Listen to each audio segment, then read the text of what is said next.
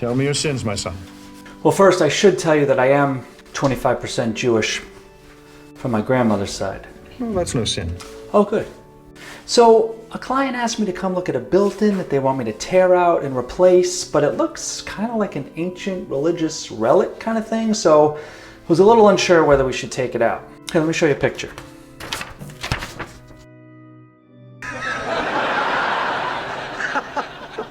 Father? 1 second. I think that was his blessing. All right, Jesse, let's hit it. Well, with Father Curtis's blessing, we could get started on the demo of this unit. Now, that there is my buddy Jesse from JH Craftsman, who's going to be helping me with the demo, as well as doing all the electrical work for the LED lighting and also a little drywall patching. So, first thing was to get this monstrosity out of the way and make way for a new and improved built-in like this. Designed by me, shop drawings and co-builder Kevin of Fine Point Cabinetry, and renderings done by Benjamin Moore Designs, commission coordinated by Lindsey Meehan Designs. Alright, enough chatter, let's build some shit. Now, we're starting with rift-sawn white oak combi core plywood purchased from Roberts Plywood on Long Island, New York. And there's my teammate on this build, Kevin Fosnot. Isn't he dreamy? Now, you may have seen me work in Kevin's shop before, and Kevin and I have known each other for years. We've gone back and forth about woodworking and business, but we've never actually built anything together until now. And first things first, Kevin ripped up some plywood that we're going to laminate together for our double thick shelves, which I believe we need like 18 of these. So rolling down some tight bond, and then I'm going to use just a couple of dots of CA glue to hold them in position so they don't slide around in the vac bag. As you can see here, we want at least one edge all the way down to ride along the table saw when we rip these. And then into the giant food Nope, that's not a dehydrator. That's a vac bag, which provides perfect, even clamping pressure while that glue sets up. Now, while that was in the bag, we actually had a couple more in the bag as well, since we needed several, I could get to work on milling up our face frame stock, and Kevin commandeered the table saw, and as you can see, he has some pre-finished maple ply. This is for our lower cabinets. It's all pre-finished. So he's cutting those up for all our shelving, which we'll edge band later. And then I'm just going hard to work on the joiner. We're using poplar for all the face frames. And once I had a flat face and an edge, I could rip them to rough width on the bandsaw since Kevin was hogging the table saw. And then it was over to the thickness planer where I could get all of my material surfaced to the exact same thickness. You want to do this all at the same time and actually run a couple extra pieces in case you screw up. And you'll notice some white oak fraternizing with the poplar here. That is going to be used to edge all of our double thick shelves, as well as our long 15-foot countertop to hide those plywood edges. And that'll do it for our flat stock. And then it was time to bust out the iron and edge band all of our pre-finished shelves for our bottom cabinets, shelves and outer carcasses. But as I started this, I noticed Kevin was over in the corner on some sort of fancy machine that applies edge banding automatically. I see how it is. He's over there laughing while I'm playing Mr. Belvedere with the iron. Done! Damn these cabinet makers. They're just so smug. All right, Weisenheimer, I'll let you ride the edge and flush trim all of those shelves, clean it up with a chisel, and grab that rasp. And then you can stack them up, too. I'll take the much important job of labeling all our parts so we don't get anything screwed up, and then I'll restack them. Hoo-hoo, that's high. Now, with all our base cabinets cut to size, I needed to drill some shelf pin holes for all of our shelves, but we didn't really have a jig, so to the drill press I go for the 5mm drill bit, and then a little CA glue, some MDF, and we make our own little template here. Now, this is universal, so it can go side to side and register top to bottom, and you can't screw anything up. Well, you probably could, but I didn't, so there you go. And while I was finishing up that, Kevin took all of our double thick shelving out of the vac bag and cut them all to length and then stacked them behind him. Fancy that. Now, each of our 6 pre-finished lower cabinet boxes all have 2 sides, a bottom, a back, and 2 stretchers on top. Now there are many ways to assemble these. We are going to use the Lamello Zeta P2 with the Tenso P14 connectors so we can snap everything together in perfect alignment and then drive screws in to secure everything. We found this is just the easiest way for us. We know that others will use just a nail gun and then come back with screws, but for us, we love this method. So stay tuned and I'll show you the assembly process. And them's be our lower cabinets, flat packed on the bench. But first, Kevin is working on the solid white oak edge banding for our double thick shelves. He's using just a traditional biscuit joiner here, but you can see he's offsetting in the shelves with a piece of paper. So what this does is it brings the biscuit joiner up just a little bit, which offsets the edge banding just a hair in case there's any misalignment, and then we can come back and smooth that out. This is a great little tip I picked up from Kevin. You can see here there's just a fingernail above, or a piece of paper, as it were. And then it was time for glue up, so we can spread a little tight bond here, throw some biscuits in there, and apply our edging, and into the clamps it goes. And 2 at once makes it double the fun.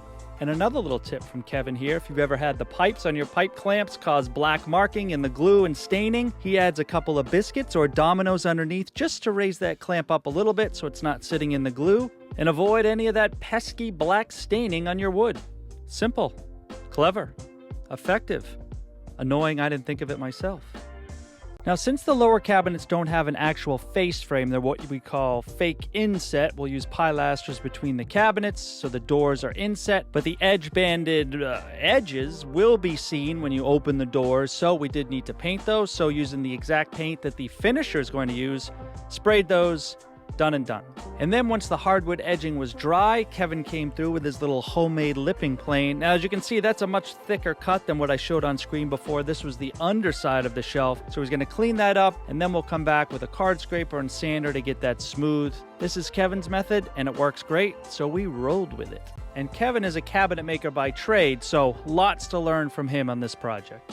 Now, I mentioned pilasters before. These are double thick MDF, which we put in the vac bag, and then we'll be faced with the poplar face frame. So once those were dry, we could rip those down to width on the table saw, and this will all become clearer a little bit later as we start to assemble all the base cabinets. And to affix the plywood edging to those pilasters, Kevin's using the same combination of the biscuit joiner with a piece of paper to offset those, and then we can come back and flush them later. And while he does that, I decided to do a little tool maintenance for him since his chisel was dull as, well, insert whatever you think is dull in here. Maybe this video, maybe this is super dull for you. I'm trying to be entertaining, but maybe it's falling flat. I'm under a lot of pressure, people. And then it was glue, biscuits, clamps. You guys know the routine by now. Set it off to the side, let that dry, move on to other things, which was, sanding, scraping, getting everything nice and flushy flush. I'm not going to bore you with that. And now it was time to start assembling our lower cabinet carcasses. So as I mentioned before, we're using the Lamello Zeta P2 and these Tenso snap-in connectors. Now you're probably asking, Keith, why are you putting wood glue on fiberglass reinforced plastic connectors? Well, the manufacturer does recommend, for the strongest tensile strength possible, to put a little glue in there. Now, do we really need it here in this application since we're just clamping everything together until we can get screws in there? No, but why not? Why not make this the strongest cabinet possible? So we'll assemble all these, and as you can see, they just snap together perfectly. Everything is nice and flush, and then we can come back and pre-drill and start putting in some screws and really rigidize, strengthen this cabinet. I use a pneumatic stapler on the back just to hold it in place, and then I countersink and drive screws everywhere. And at this point, we also drill for all the hinge plates. This is just a little hinge plate jig off of Amazon. We're going to be using Salice soft close hinges. So once we drill and attach the hinge plate to the cabinet, that cabinet is done. And there they are, a nice healthy stacked 6-pack of lower cabinets. Meanwhile, Kevin had the track saw out and was ripping down the stock for our countertop. Now this gets a little tricky because it's 15-something feet long, so we have to join 2 pieces of plywood together and try to line up the grain as best as possible. We messed around with this for a while, cutting some off, moving it over, cutting some off, moving it over. Ultimately, we got it pretty darn close. Then over at the table saw, we are going to rip it down to final width. Now, if you've ever done a laminate countertop where you need a double thickness, you just run strips down front and back to give the appearance of a double thick countertop, which is what we're doing here. So a couple strips of white oak plywood, some glue, some staples, and we'll put in some screws as well. Now, to attach the white oak edging to the front of our countertop, I'm just using a standard biscuit blade in the Lamello Zeta P2, offsetting with a little paper as we did before, a little glue, some biscuits, and then we can get this thing in the clamps. And while that dries, let's talk about the sponsor of today's video, me.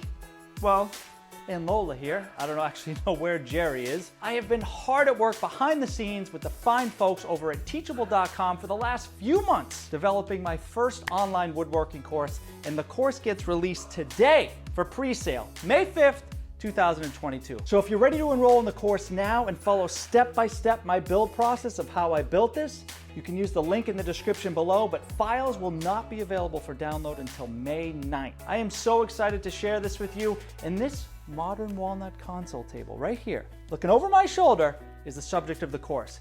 It's built of solid walnut with mitered case construction. We got tapered legs, a bottom shelf, angled bridle joinery, there's mortise and tenon joinery, custom copper poles, and there's even some pinned rabbets right here. It is chock full of woodworking techniques and instruction and goes into way more detail than I'm able to in a YouTube video. Now, this course will take you step by step through the whole build process, from milling to joinery to applying the final finish. And not only will you get a 12 video module series showing the step-by-step process, you can follow along at your own pace.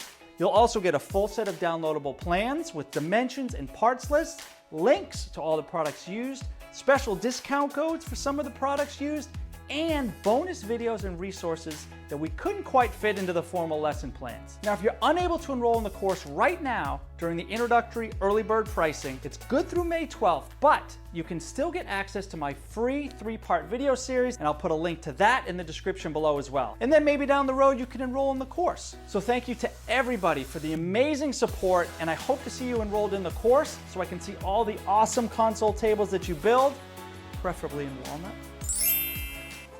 And back to the action. Now, each of our shelves needs to have a rabbet cut in the back, which will accept a U-shaped aluminum channel for our LED lighting. This is going to provide a nice down back glow on each of the shelves. So to do this, Kevin's got the dado stack set up on the table saw, an auxiliary fence, and it's easy peasy. And the dry fit. And with the dado stack and fence still in place, Kevin schooled me on another one of his great techniques. All the cabinet backs have a rabbet cut in them that will slide into a groove on our countertop. This will give us perfect positive alignment front to back on all of our upper cabinets when we drop them on top of our white oak countertop. And as you can see there, some sawdust on Kevin's plywood floor gets a little slickery. So to avoid us face planting, Kevin decided to hook up a rabbeting bit on the router to do the other 5 backs. And then with the countertop edging all dry, we could flush that up using the lipping router. And then I followed up with the scraper and of course a little bit of sanding. And then we could move on to assembling our toe kick platforms. These are made of 3/4 inch plywood. I will have to make 2 of these to make up our 15-foot run. I'm just using some wood glue and some staples and basically creating a framed ladder. I'm using some spacers in between to make sure they're exactly equally spaced. And then we'll put some runners on the top, and what this allows us to do is to screw our base cabinets directly into it, and then the runners across the bottom let us screw directly into the floor. And once these things are together, they are rock solid. This is another great little technique I picked up from Kevin. Now, attached to the front of our kicker platforms will need to be some 1x material that then will have the baseboard attached over that and give us an 1.5-inch reveal equal to the rest of our face frame on the sides. So I'm using the Lamello Zeta P2 here, and we'll use some Clamex connectors, which will allow us to pre-finish the material and then put it in place and lock it down without using any clamps or nails. And as you can see, there are also some domino slots cut in there. This is going to give us some added strength when we put that on and clamp it down with some glue. And then I could slide in some of the Clamex connectors for a dry fit. I'll do this on both the left side and the right side. And here I'm just using the Allen key to tighten down those Clamex connectors. And I can do the bottom one the same. And since all these parts are going to be sent out to our finisher for painting, we need to flush everything up and sand it smooth, just as if we were painting it ourselves.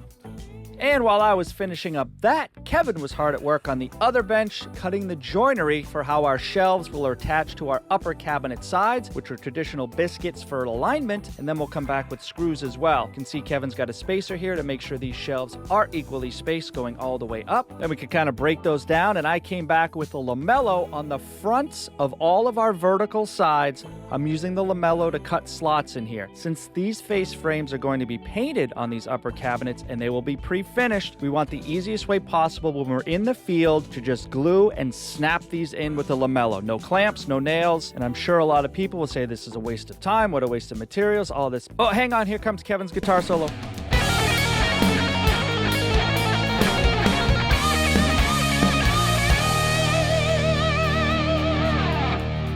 Nice. Okay, where was I? Oh yeah, I will definitely tell you it's a little more work up front, but when you're in the field and these things just snap in and you can walk away and let the glue dry and you're done, it's a big time saver on install day. We're also adding some dominoes here just for additional strength during the glue up. You can argue this point till you're blue in the face whether they're necessary or not. Probably not, but sometimes we overbuild. And once all of our slots are cut, we can do a dry fit. Those big black biscuits are the Bisco P14s. They're used for dry fit assemblies. Now these connectors are not only attaching our face frame to our upper cabinets, but they're also tying each cabinet together so we don't have to screw through the sides of our pre-finished material. And once those vertical stiles are dry fit nice and snug, Kevin comes back and planes them all flush. And then those will get popped off and packed up for the finisher. Now, when you have the advantage of a large shop like Kevin, we can do a full dry fit assembly of the entire unit, which will help us iron out any issues and make sure everything is going to fit and go smoothly when we actually do the install. So I lay down our toe kick assemblies and level that perfectly, and then I can start putting my base cabinets in place.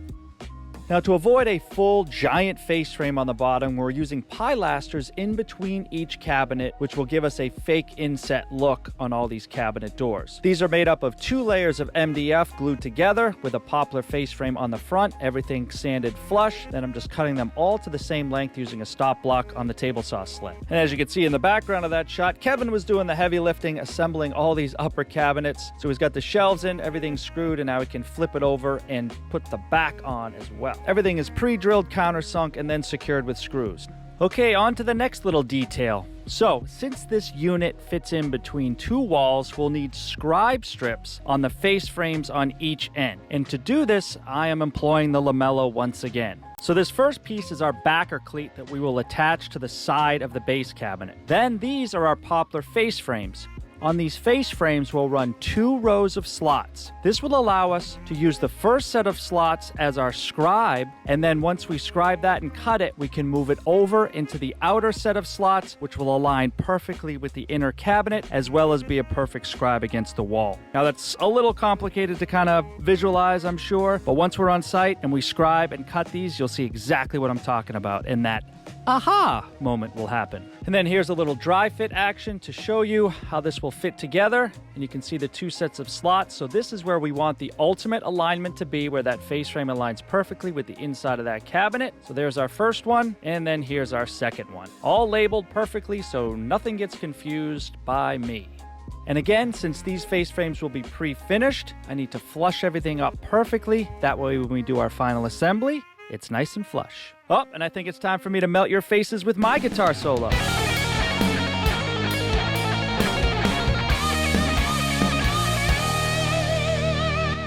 Oh yeah, all those years of Guitar Hero finally paying off. All right, break's over, and with the first cabinet assembled and weighing roughly 13 stone, it takes 2 of us to comfortably remove it and stand it up and out of the way. And while Kevin works on assembling the other 5 of those units, I head back over to the base cabinets and work on getting those screwed together and assembled with our pilasters, as well as those end scribe units that we had just made a few minutes ago. And to help us with alignment front to back when we're on site with these, we drop a little domino in there, and then these things, whoop, drop down perfectly in place, nice and flush, and then screw those together. And then here's how our other end scribe panel drops in place, and then we secure it.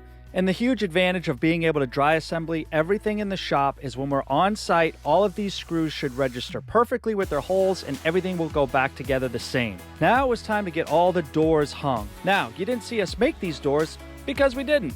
We actually outsource these to a company who specializes in making doors because it is much more cost effective for us to do it that way. And these doors are a shaker style with a flat panel. They are 3/4 inch solid maple. And since all of our doors are the exact same size, I use the same offset top to bottom on all of them, and it took me 30 minutes to drill and hang 12 doors. Now, if you're in a big production shop, you would obviously use some sort of machine to do this or even a drill press, but for this application, this jig works perfect. And with all our base cabinets in place, we could trim our countertops to rough length and then join them at the centers. We're using the lamello here again. Now, our original plan was to use the Clamex connectors here so that we could put those in and then use that Allen key to turn that cam and get a nice tight joint. But we realized later on site that we would have had to kind of pre-assemble this thing 15 feet long and then try to scribe both ends and drop it in place. So we ended up just using the plastic Bisco connectors. You'll see all that when we do the install, but the idea was good. And if you recall, we cut a rabbet in the bottom of the backs of all of our upper cabinets. Well, here we'll take the countertop and we'll cut that groove that rabbeted back will fit into. And we're doing this with a dado stack on the table. Uh-oh. What is that about? Oh, geez. There's always something in the way. I guess the maid will get that later. In the meantime, could bring that countertop back, and here you can see the groove along the back that will house these as we hoist them up into place. And here's a little backstage view of how this locks together. And as we continued dropping all of our uppers in place, we realized, oh, what damn pipe? So reluctantly, we pulled all the tops back off, removed all the base cabinets, and put the countertop down as our new level surface, and then started dry fitting all of our upper cabinets as if they were lower cabinets. Then, using the Bisco P14 alignment aids, we slid all those into their slots, and then we could dry fit and snap on all of our upper stiles, as well as moving on to our headrail. And with that, all of our fabrication was pretty much done, so it was time to break everything back down and sand everything and pack it up and send it off to the finisher, where it now becomes their problem. And this project is being sent out to the guys at Object Chemistry in Pennsylvania, who do amazing work, where they will paint all of our doors and face frames, etc., and put a clear coat on all the white oak components.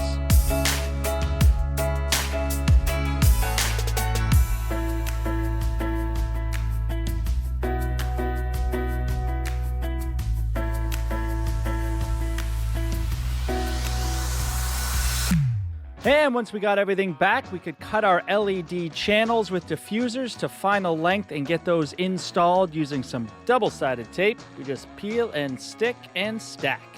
And then it was all about getting these upper cabinets assembled again using those biscuits for alignment and then some screws to secure everything. Pop on the back. Oh wow, that is a field of screws. We spent a full day getting everything reassembled, packed up, and our tools in the truck, and then headed down to an undisclosed location, suburbs of Philadelphia, Pennsylvania. And that's where we will pick up the action, where we are finishing the leveling and installation of our toe kick platforms, getting those all situated, and then getting our bottom rail in place. We'll do the left side first, leaving that end unattached, and then we can join the two together and snap the whole thing on and secure it by tightening those Clamex connectors. And then just as we did back in the shop with the dry fit of the whole thing, we could start assembling, dropping in our cabinet boxes, our pilasters in between, and screwing everything together. We had a couple outlet boxes to cut as well, and now we could work on scribing our ends. So the first step is to use these Bisco P14 alignment aids. I'm going to install those on the innermost set of slots that we cut, which are 20 millimeters away from our final position. These fit nice and snug, so there's no wiggle room. Now we can install that in our set of slots in our backer strip. Then I attach some green tape so I can make my scribe line. Now we offset these slots 20 millimeters from each other, so I'm using a 20 millimeter scribe block with a marking knife and making that cut down our tape so I have a nice visible line to scribe to. And then out at the table saw with my blade set to about a 5 to 10 degree bevel, I freehand the cut about a 1/16 to 3/32 away from my scribe line, and then I come back with a hand plane and get right up to that line. As you can see, there's about 1/8 of an inch of a flat shoulder there. I don't want that bevel coming to a sharp point because when I pop this in, there's potential for that to crack or break off. I do one more dry fit with the Bisco plastic connectors to make sure everything looks good before using the Tenso P14s to snap and glue everything on. And here's a look at the scribe. So that looks pretty tight to me, and I'm very happy with that. So once I confirmed it was a good fit, I could remove it, pop out those plastic biscuits, and replace it with our P14 Tensos and some wooden biscuits, add some glue, and then snap it into place. And clean up any squeeze out with a damp rag. I repeated the same process on the other end, and when that was all done, then we could start scribing for our countertop. With the scribe line in place, Kevin used the track saw to get close to that line, and then cleaned it up with a hand power planer. And now for the dramatic scribe reveal. My boy Kevin's wicked good. And after Kevin scribed the other side the same way, we could join the two pieces together. And if you remember back in the shop, we couldn't use the Clamex because of how this was going to fit together as two pieces, so we just used some Biscos and glue, and it was all screwed from underneath, so there's no worry of it moving. And then we could start dropping on our uppers. And I gotta tell you, these things aren't any lighter out in the field than they were in the shop. So while we were doing that, Jesse was down below wiring up the transformers and lighting for our LED strips. And then it was just like Legos. We dropped these in one by one, and here's a little look of this one going in and how that back rabbet works into the back groove, just like it did in the shop. And for this last one, we're just fishing through the low voltage LED wiring for Jesse to start running those strips all the way across. And then with that last wire fished through, it was all hands on deck as we lifted. Jesse removed the blanket and, we sure this fits? Oh, there we go. A little turn and hook it. Pops right in. And a round of high fives for me and my friends. And these cabinets are attached to the wall just using some homemade L brackets out of plywood and then screwed in. And here's a little up-close personal action of Jesse running the LED strips. So these have a self-adhesive backing that will stick right to our aluminum channels underneath, and then he'll place that clouded diffuser over them. And then it was time to install all of our stiles that would connect all of our upper cabinet boxes together using a combination of dominoes and Lamello Tenso P14s to snap everything together. And for those somewhat tricky alignment assemblies, Lamello makes these preload connectors that pop in and open those fingers just enough, which gives you a little more wiggle room when trying to align a bunch of connectors. And then it was all about glue and popping everything in place. Little rubber mallet to get way up high. Installed. And then using the same scribing process as I did on the lower cabinets, I do it to the uppers, get my scribe line, freehand on the table saw, clean it up with a block plane, then apply glue everywhere and snap it in place. And then it was kind of a free-for-all. I was having a snack, putting some tape as temporary door handles on. Kevin was hanging the doors. Jesse was hanging the lights and putting the diffusers in place. It was a scene, man. And then to hang all the door handles, Jesse was kind enough to bring along his True Position Tools hardware jig, which, once you get all your spacing set up, it's as easy as drilling each door all the way down the line. It's a nice piece of kit, as they say. And then I could install the handles one by one. These are Rejuvenation brass poles. Tighten them down, and we are good to go. And since the upper rail has some space behind it, we were able to get a plywood scab in there and screw that on so we have a nice tight joint that isn't going to crack or fall apart on us as we try to get it in place. And with those Tenso connectors, we're able to just snap it in place. And then I foolishly left my phone unattended.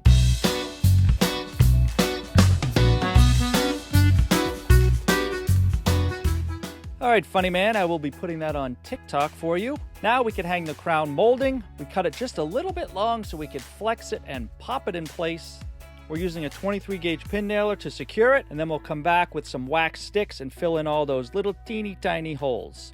And the bottom baseboard was installed the same as the crown. We put a little silicone caulk on the back, and then we could pop it in place and secure it with 23 gauge pin nails, and then we'll go back and fill those with a wax stick as well. And since I don't think we showed that each cabinet has 2 adjustable shelves inside, there they are, and all the soft closed doors. And by the way, once we are done with this, the client is going to come back and put brand new carpet in that will butt right up against the new unit. But until then, please enjoy these glamour shots. Thank you so much for watching. Thanks to my buddy Kevin for teaming up with me on this. Thanks to Jesse for doing the electrical, and thanks to Lindsey Meehan for coordinating this commission, and super thank you to Mac and Kimberly, the great homeowners who entrusted us to replace that with this.